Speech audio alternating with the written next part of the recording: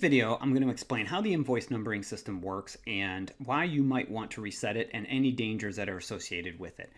So the way that Notary Gadget works is it always looks for the highest invoice number that's been entered previously and then tries to add 1 to it. So for example, when you first enter in your very first signing, it's going to automatically default to 1 because it doesn't know what the first invoice number should be. If you were to type in, say, 1,000, then it would automatically increment it by 1 for the next signing. So the next signing you enter in is going to be 1,001, then 1,002, so on and so forth. And it always assigns an invoice number to a signing, regardless of whether or not you actually have to create or send an invoice. It's just the way that the system works. So what typically happens, and probably the reason that you're looking at this video or watching this video right now, is at some point your invoice numbering is working just fine, and then suddenly it starts doing some weird stuff like entering in these weird numbers like this. And if you look at my screen here, you can see that I have this 158496DFAF, this weird invoice number, and then the next one actually incremented it by 1 for that one. So what the system's trying to do is it says, hey, if you have some weird invoice numbering system, and some notaries do, it tries to figure it out for you and then increment it by 1. But in here, this is clearly not what I intended to do. What more than likely happened, and this is what is typically the case, is when I was entering in the signing, I actually entered in like the loan or escrow number in the invoice field instead of the actual invoice number in the invoice field. And then what the system's going to do is, it's like I said, it's going to go back in. It's going to try to find the highest invoice number it can find and then increment it by 1 for each signing thereafter.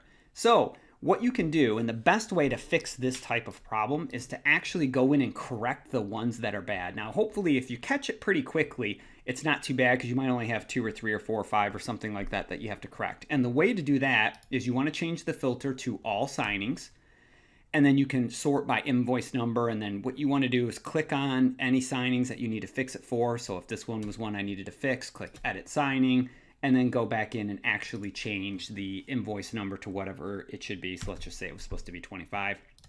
I save it.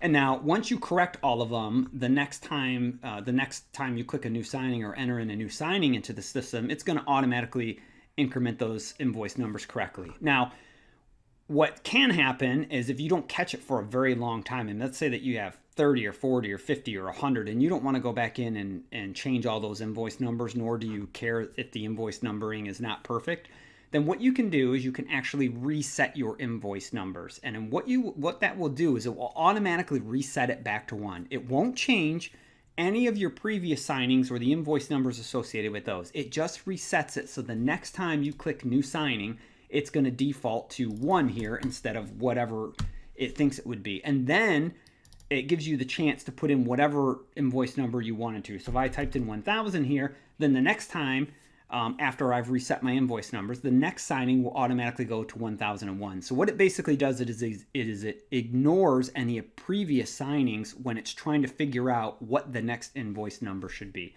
And the way that you're doing that is the same way that you got here, which is on the settings page and clicking on the reset next invoice number. So just be careful when you do it that's actually what you want to do. If you're still a bit confused, feel free to email us at support@notarygadget.com. Hope this helps.